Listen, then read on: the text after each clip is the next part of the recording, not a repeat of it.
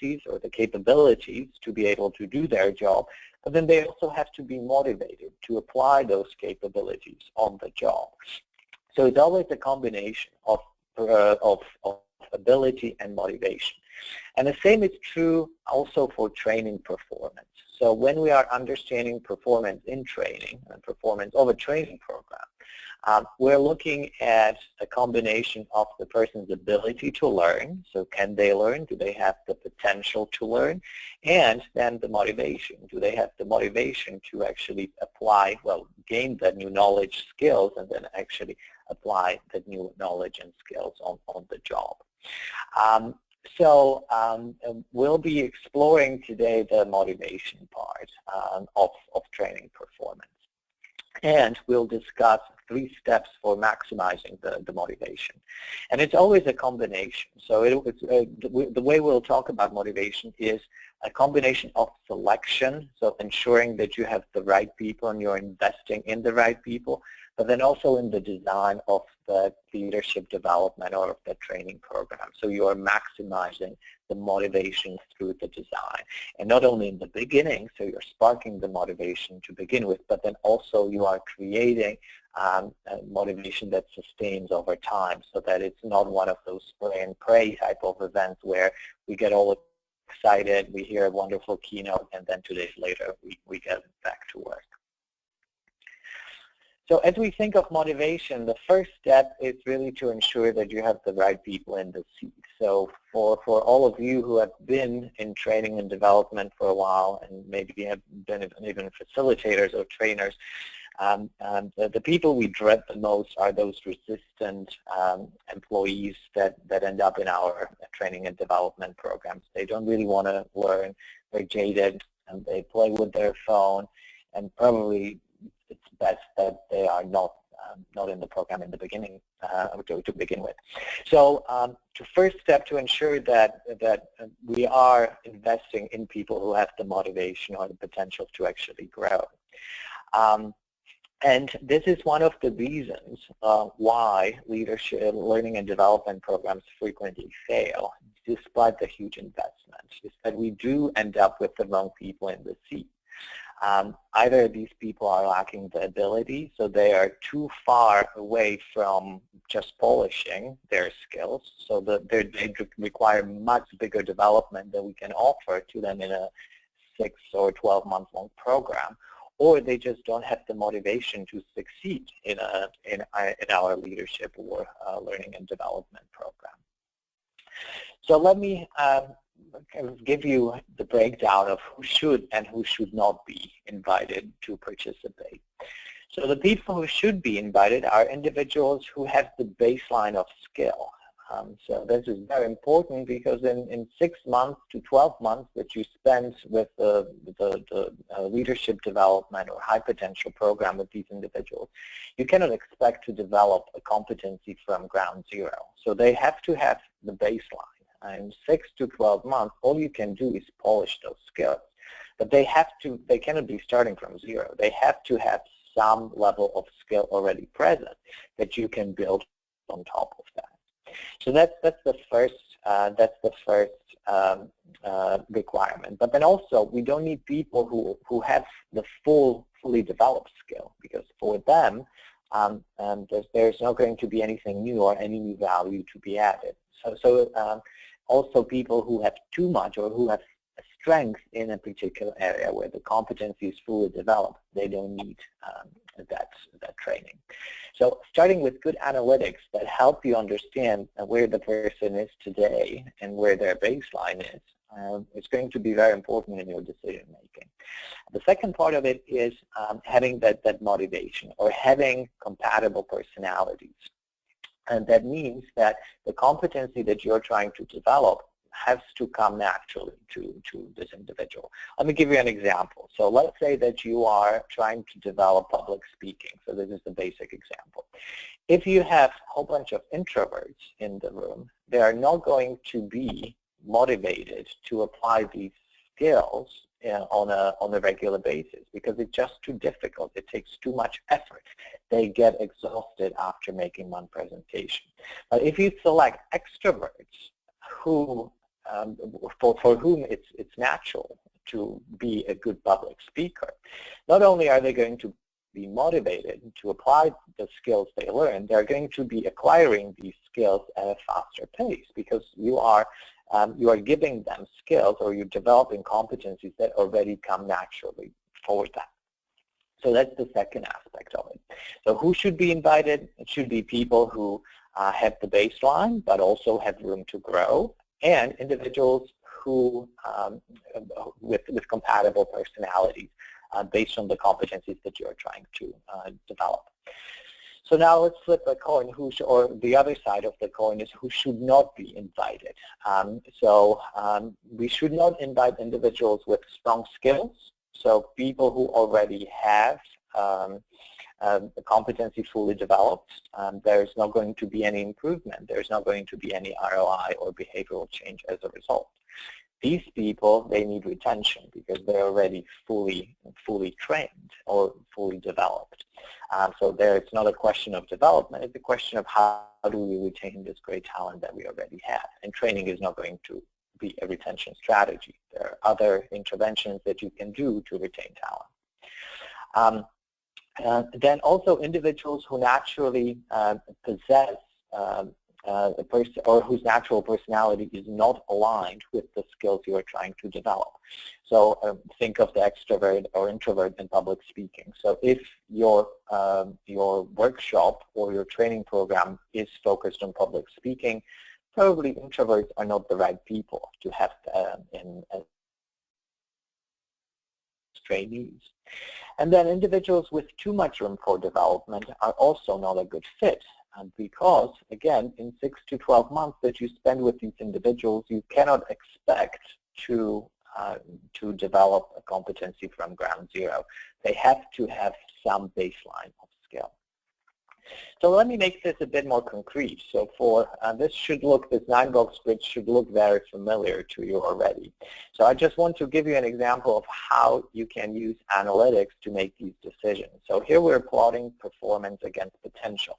And in this case, both performance and potential are coming from objective assessments. So we are measuring potential in terms of growth potential, so how aligned are the skills that the person needs to develop with their personality.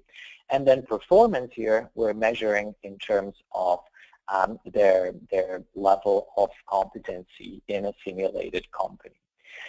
So we'll start with the most obvious person. So this is person number 1, as you can see here with a red circle. So this person should not be invited to training. They have strong skill, so they are really to the right. And they would not, and they already have high motivation, so they would not necessarily benefit from the training and development intervention. So for this individual, we should look at some retention strategies, maybe give them access to executives, find a special stretch assignment, or some kind of assignment that's going to increase visibility for this individual, something like that. But training and development is not going to be necessarily a benefit for this person. So we do not invite number 1 to our training program. Let's look at number 5. So this is another easy one. So number 5, low potential, low performance. So this individual should not be invited again because 2 reasons. 1, their performance is too low. So for this individual, it's not about polishing skill. So this person needs development that is long-term development. So you are starting from ground zero here. So in 6 months, you're not going to see much of change. But also, this person has low potential. So their motivation is going to be low. So they're not going to be a prime candidate, and you're not going to see them acquiring these skills at a fast rate, and you're not going to see them transferring those skills to the job or applying them to the job. So what about person number 2, 3, and 4? So let's start with 3. So person number 3 is a prime candidate for learning and development. So notice how their baseline is relatively high, but there's still room to grow. So they are not all the way on the top in the 9 blocks here, and they have high potential. Or excuse me, they're not all the way to the right on the 9 blocks here. So there is room for them to grow. And their potential is high, so they have quite a bit of potential to grow. So this is a prime candidate for learning and development, and this person is likely going to benefit. Similar story with person number 4. So again, now we are at mid performance, but still relatively higher potential. So this person is going to benefit from learning and development. So it's worth investing in these 2 people. What about person number 2? So person number 2 is a maybe. So here the performance is relatively high. There's room to grow, but notice that the potential is low. So for this individual, they're not going to be acquiring the skills as quickly as number 3 and number 4. So maybe if we have room in the training program, if we have extra budget, this is a person who we should invite. Now, this exercise that I went through with you right now highlights the importance of needing accurate data to make decisions regarding who deserves the training and development investment. Without this accurate data for making decisions, it's essentially a guess, especially when you are relying on manager nominations, like for instance with a high potential program. So having these good analytics to begin with allow you to select the right people into your learning and development programs, and as a result you'll see higher return on your investment, because these people are going to learn at a faster rate and they're going to be applying these skills on the job more visibly. And it's that visibility that will create the motivation for them to sustain their practice and also increase the perception of your learning and development program. I'll come back to this. So we talked a lot about the compatibility of personality and that determining motivation. So this is a very important concept, and I want to spend a little more time with it. So the truth is that humans are generally motivated to do what comes easy for them. So what comes naturally to them. Think of that example of public speaking and extrovert versus introvert. So yes, you can teach anybody anything. You can teach an introvert how to be an excellent public speaker. But what happens is that that behavior is not sustainable. They cannot do it over extended periods of time. If you are an introvert or you know anybody who is an introvert, they can give a great presentation, but what do they do after the presentation? They go right back to their office, close the door, and want to be by themselves without any interaction while they regain the energy. Because for an introvert, interacting with a lot of people sucks energy away from them. So from that perspective, it's not sustainable over long periods of time. Yes, they can do it. We can teach them how to do it, but it has a very short shelf life. So that's an easy example. Let's look at an example that is a bit more complicated, like mentoring and coaching. So for this, our research at Insight has shown that there are 2 key personality traits that determine whether mentoring and coaching comes naturally to the person or not. And if the person is in the green, so for instance, somebody who is higher on caring, so who's perceptive, supportive, empathetic, cooperative, is going to be better coach and mentor. It does make sense. So for a person who scores higher on this personality trait, coaching and mentoring will come naturally. So it's going to be easier for them to develop. They're going to be developing this at a quicker rate. At the same time, they have to be open to learning. So if the person is loving to learn, they are seeking out learning opportunities, so they have that very positive attitude, again, it's something that is going to facilitate that learning and development of this competency. For this particular individual, however, which you're looking at right now, this person is not scoring in the green on those personality traits. So they are actually on the lower end of caring, and you can see that they are in the red for avid learner, which means they're close to learning, having narrow interest.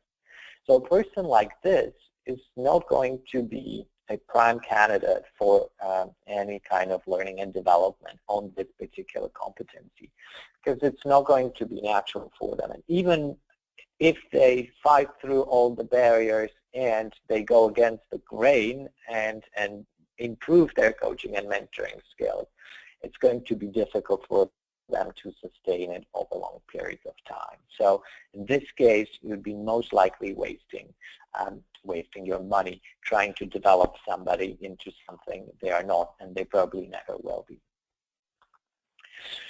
So that's now we'll move into the second step. So the first step so far I talked about is investing or making sure that you have the right people to begin with. The second step is strategically fostering motivation to learn through the design of the actual learning and development program. So we know as psychologists and organizational development professionals that behavior change requires a genuine and deep realization that change is needed. Think of drug addicts. So there's countless research that shows that they really need to fall pretty low before they realize that they need to change, and before that motivation is created to actually kick their habit. There are three things generally that create this motivation to learn, and this motivation to learn comes up in the beginning of the program. So that's when we want to confront the person with reality. We want to shake them somehow. That releases that motivational energy to actually want to change. Because if a person doesn't want to change, they're not going to. That's very, very simple and very basic. So three things: life-shaking experience. So there has to be something powerful that shakes them. They have to experience failure. That's an example of a realization that actually I thought I'm really good at this. Well, it turns out I'm not. And experiential learning. So these are three ways how we can actually create that motivation to change in the beginning of the program. Now, generally, companies try to instill this need or this motivation to change in two ways. And these are the most common ones. So the first and by far the most common is performance reviews. So we get feedback from our managers.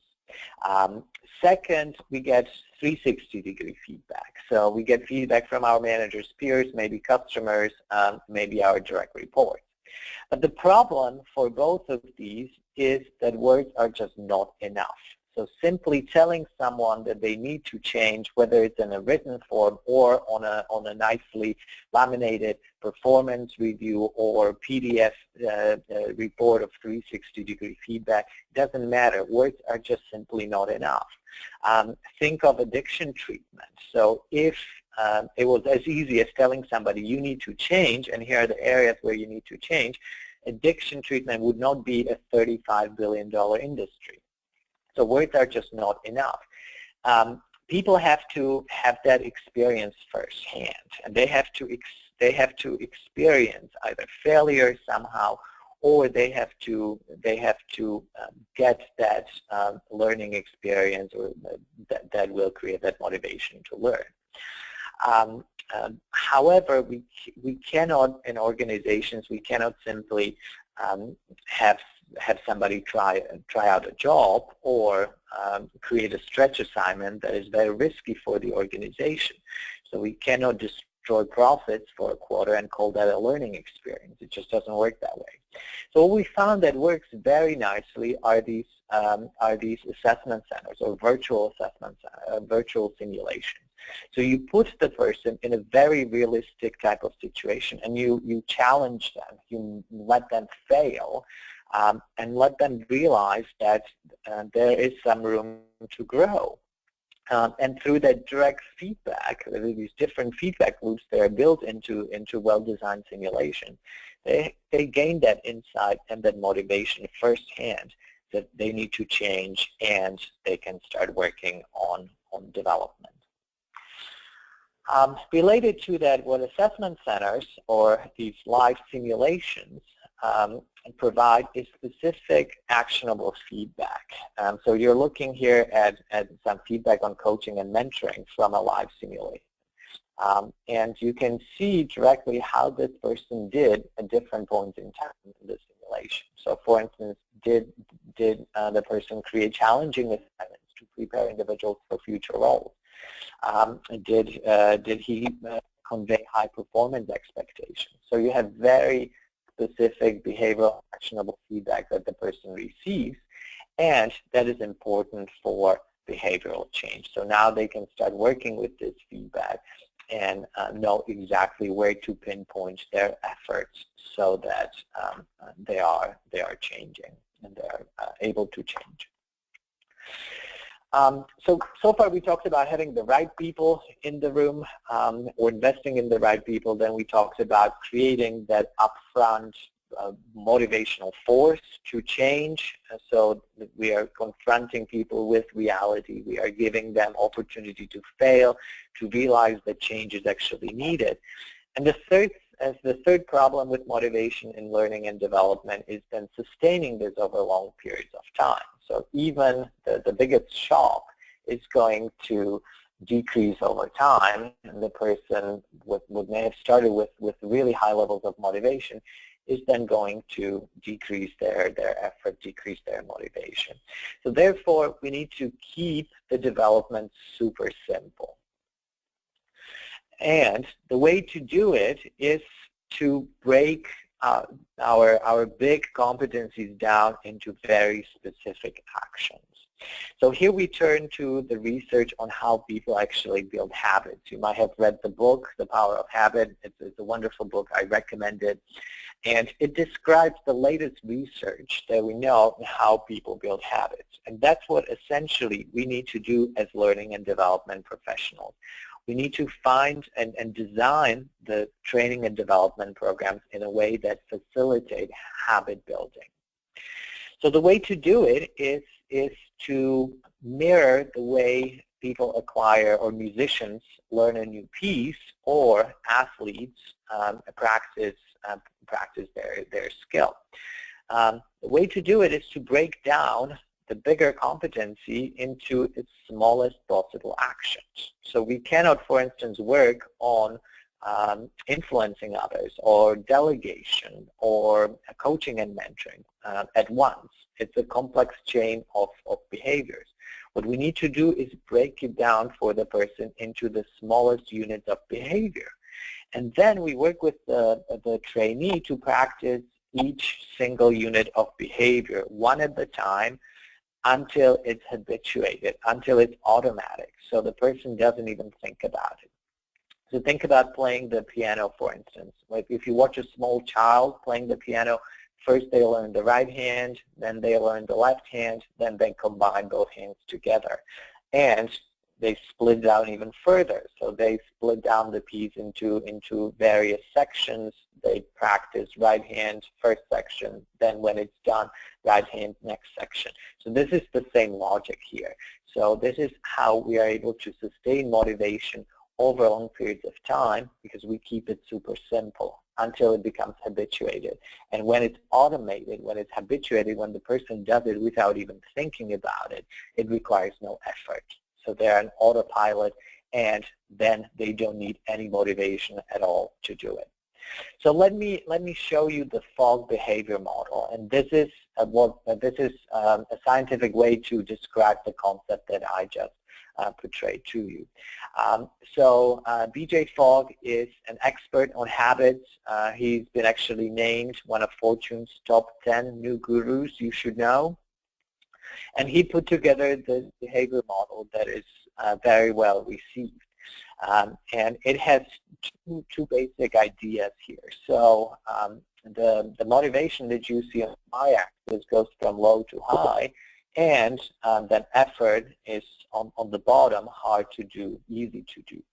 And what this tells you is that the easier it is to do something, the lower motivation it requires, because it doesn't require much effort.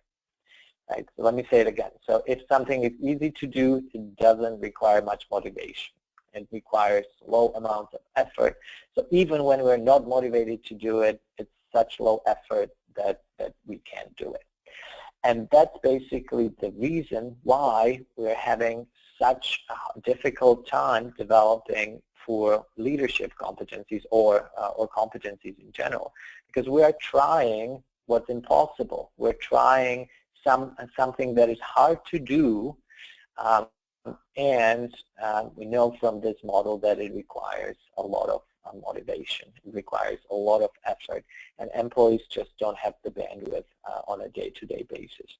So if we take these bigger competencies and we break them down into individual smallest units of behavior, and we work with employees to practice one unit of behavior at a time until they become habituated, they would require very low motivation. So over long periods of time, this is how you manage their motivation. If the motivation is low, it's easy to do, people will do it. So the way we talk about it at Pinside are these 5 minutes a day exercises. So you can take any competency and you can break it down into small behaviors. And our research has actually shown what those behaviors are for most of these competencies. And then you can design these 5-minute exercises that people can do over long periods of time. And it turns out that for most of these behaviors, it takes 66 days. So 66 repetitions for the behavior to become habituated. So after 66 days of practicing one behavior, you move on to the next behavior. And that's how you build these competencies from the different puzzle pieces. So let me give you an example of what it looks like. So here's a common competency that probably you even have in your competency model, and that's for managers, and that's delegating well. So we've identified through our research that there are 4 units of behavior that make up good delegation skill. The first one is identifying or finding a project or task that fits the employee's skill. Right? So being cognizant of what are the skills that the person has, and does this task or project fit the employee's skills. So that's what people who or managers that delegate well, they do. Second is considering the employee's interest. So delegating things that the employees are actually interested to do. Then good practice in delegation is agreeing on deliverables and deadlines. So having a clear plan of what can I expect at what point in time. And then what distinguishes good delegation from micromanagement is identifying what needs to be done and letting the employee figure out how to do it. So through our research, we've identified these 4 different behaviors, and these are the smallest units of behavior. So now, knowing this, we can actually design these 5-minute exercises. So we pair this with some kind of a cue, and for instance, after you make a decision to delegate, think about the employee's skills. Do they have the right skills to get the task done or not? So this is a simple exercise. It's just a mental exercise, but over time, after 66 days of doing this, every time I delegate, I think about, does this employee have the right set of skills to accomplish this task or project? So after I do it for 66 days, it becomes automated. It becomes completely effortless. I don't even need to think about it. And then I can move on to the next unit of behavior. So this is how I'm building up my delegation skills 1 day at a time, 5 minutes at a time. All right, so we talked about also focusing on skills that come naturally to people, and here this is where we talked about personality. So when you think of splitting skills of an individual into a SWOT analysis, so their strengths, their weaknesses, their opportunities and threats, then you can focus their attention to the opportunities. So opportunities in our language at Pinside are competencies that come naturally to the person or have the potential to come naturally to them with their personality profile. So think the connection between introversion and public speaking. So that's not an opportunity. Public speaking is very unlikely to be an opportunity for an introvert. But for an extrovert, that's going to be an opportunity because it's something that should come naturally to them. So as you look at a SWOT analysis, weaknesses are things that are going to be very difficult to develop. So the person, and these are competencies that do not come naturally to the person with their personality profile. So these are things that are going to take a lot of time and effort to develop. When you think back to B.J. Fogg's model, they're unlikely to result in success. On the contrary, they're probably going to give up after a few repetitions because it just takes too much motivation that we don't have on a daily basis. The other way to look at weaknesses is that if we work on weaknesses, we're not going to be seeing results. And we need to see those results. We need to see visible changes in order for us to sustain motivation and to keep going. Think about going to the gym. So if you went to the gym 4 days a week for 2 months and you saw or felt absolutely no difference, you probably would not keep going. It's the same logic here as well. If you're not seeing any improvement, if you're not seeing that you are actually changing your behavior, that you are doing better, or feeling better, then you are not going to sustain your practice. So here's an example of a SWOT analysis. This is something that is automatically generated with the Pinside assessment. So every person that goes through it gets their own personal SWOT analysis. And here you can see the opportunities. So these are for this particular person. So these are the 3 competencies that actually come naturally to them and where they should focus their development efforts. And you see that there are 2 weaknesses right here, and these are something that the person should not be really working on developing because they are just going to take too much time, too much effort, and you're unlikely to see any change there.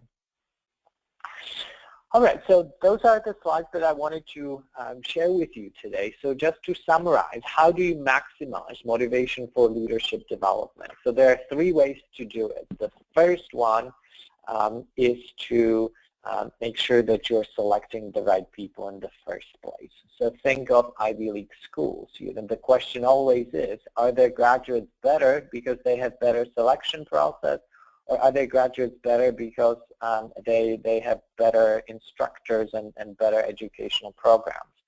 So and the answer is probably somewhere in the middle. But for you can have the best learning and development program. If you are not selecting the right people for it, you're wasting your effort. So make sure that you have the right people in your program. Second, be very conscious and deliberate about how you're designing the program, and make sure that you are creating that motivation to learn from the very beginning. So focus on things like stretch assignments or simulations. So create some need to change and make the person realize that they need to change. Don't just give them feedback through 360 or performance appraisal. So people need to experience the need to change firsthand before they can release the motivation to actually want to change. And then the third one is keep it super simple. So focus on building leader habits. Focus on turning competencies into small units of behavior and creating these 5 minutes a day exercises that people can practice on a daily basis. These are the ways how you are going to sustain their motivation over time, because you're limiting the amount of effort that is needed to invest in training and development. And we know that people's motivation varies throughout the day. So some days they're really motivated, others they're not. They might be really motivated in the morning, less motivated in the afternoon when they get tired. So if you pick something that is super simple for them to do, and that requires minimum motivation, minimum effort, they are most likely to actually do it. And remember, it takes about 66 repetitions before the behavior becomes automated. And at that point, it requires no effort because it's a habit. And then you can move on to the next habit. Now, ideally, for best results, you should combine all 3 together. So use interventions or use assessments in the beginning that allow you to find or select the right people, then create these powerful experiential learning situations for them, and then focus on building habits. So with that, Andy, I wonder if there are any questions. Yeah, we've had questions come in. Once again, if you do have a question, there is a question box on your on the platform there. You can type one in, but I'm going to start working my way down the list here. First question we had come in was, what are your thoughts about including person number one in training and development, because their presence can help lift the motivation and skill development of others? Yes, that's a very good question. So you could argue that having somebody display these skills can be motivating, because you are modeling the behavior that you want to see in others. However, I would want to make sure that the person number one is getting enough value from the training program itself. So maybe have them design it so that it is a development opportunity for them as well. In some organizations, their internal universities have kind of an internal trainer type of program where after you go through a course, or if you are really good at something, you become the instructor for that course. So that might be one way to address this. Yeah, and the follow-up on this is also, and you kind of addressed this a little bit, also person number one may be an avid learner and demotivated if not given training and development. Yes, absolutely. Perfect, okay. And the next questions they're asking about motivation. How much input should you give employees to help design the program to get their buy-in? Yeah, so this is another really good point. So now we're talking about the design of the program itself and creating buy-in from it. Of course, there are kind of multiple perspectives on this. People generally don't know what they don't know. So I like to use the quote that I borrowed from Henry Ford. So he said, if I asked people or my customers what they wanted, they would say a faster horse.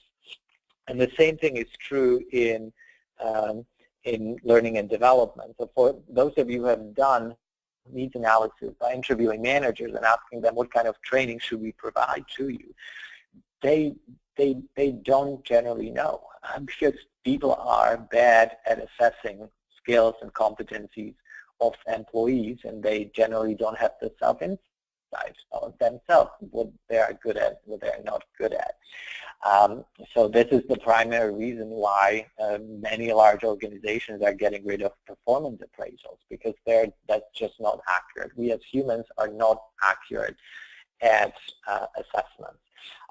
So of course, from a political standpoint and from a standpoint of creating buy-in, you want to involve as many people as possible, but I would not necessarily involve them in questioning what kind of training do you need. I would use assessments to answer that question, and then I would get their input in perhaps the selection of, so who should be the employees based on the data we have collected. So similar to like how you might run a talent review, is let's show the assessment data on the screen, and let's have a discussion about who should we invite in training and who we should not invite in training. So I would approach it from that perspective. Fantastic, thank you. Another question we had come in, it says, are you saying to not even work on weaknesses? Would that not cause the employee to be unmotivated? So I guess they're referring to our SWOT analysis. Right. Yeah, exactly. That's it.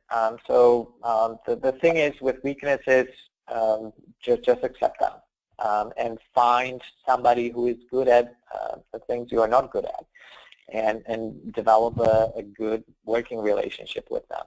So you're going to get much more benefit and a higher return on investment if you focus on things where you can grow and they come naturally to you, and most importantly, where you are going to see the improvement. Okay, great. Thank you. Next one in, they say, how do you, so I'm including, how does Pensight align potential job performance and nominations to determine who to put into learning and development program? Yeah, so our approach, we use the assessment center methodology, for those of you who are not familiar, so these are day in the life, very realistic simulations where we place the person for 3 hours in a fictitious company, and then they interact with live human actors, simulating different type of scenarios. We record everything, and then trained, usually industrial psychologists, observe the videos, and they rate performance on competencies based on your competency model. So that's how we're measuring the current performance of the individual. We're seeing all the people in the standardized environment in this simulation. So this is as good as it gets from a measurement perspective of competencies, because everybody's going through exactly the same type of simulation. And you have trained raters who are specialists in observing human behavior. So that's how we're measuring performance. Potential, we measure, so it's a proprietary algorithm, and for each competency, we look at how naturally does the competency come to the person with their personality, how open are they to learning, so their learning agility, and how easy or difficult it is in general to develop that competency.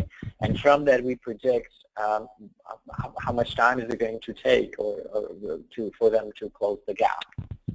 And that's how we understand potential. Okay, great. Next question.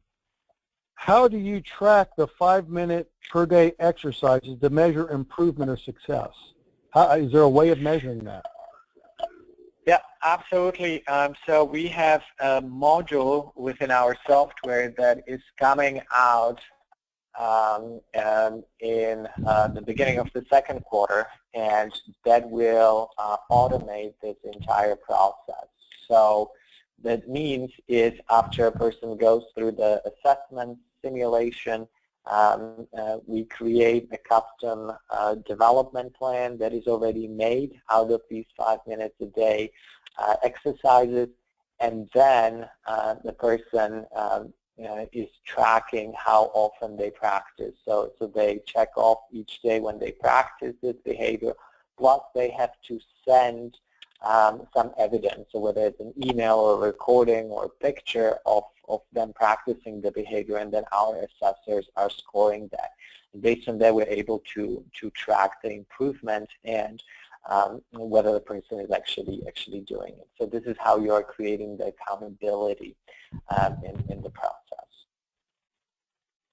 So stay tuned for beginning of second quarter. We're very excited about this module, because what it will do for all HR organizational development professionals is give them access to real-time data on the improvement of their employees in training and development programs. So you'll be able to tell at any point in time whether people are practicing these skills and at what rate are they improving. And you'll be able to see the dot actually moving on the 9-box grid as they are improving. So from a succession planning or promotion decisions, you'll be able, any day you log into our software, you'll be able to see where the person is today after their improvement in their practice.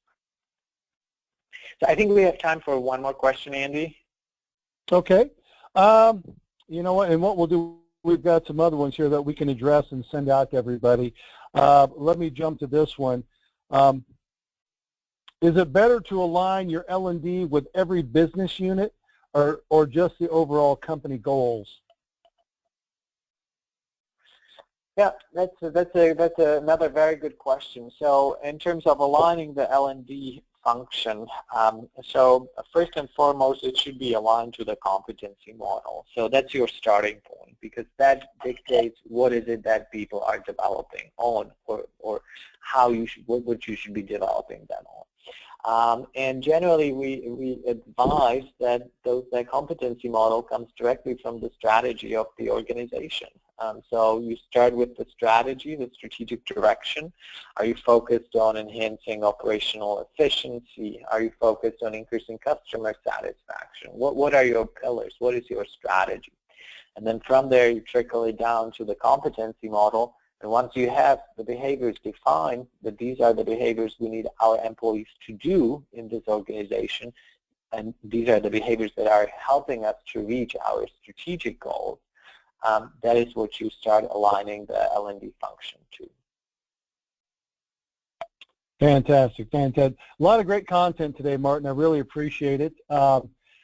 What we will do, we can send everybody out a link to this webinar, so if you want to watch it again, you can. We'll also send out the presentation. But want to thank everybody for joining us today. Please feel free to reach out if you've got any additional questions. Martin, any parting words for us? Well, I want to thank everybody for attending. I hope you found the content useful. And here is my email address, Andy's email address. If you have any questions or would like to learn more about some of the Insights offering, as you are maybe building leadership development programs, we'll be happy to discuss those with you. Thank you. Thanks a lot, everybody. Take care.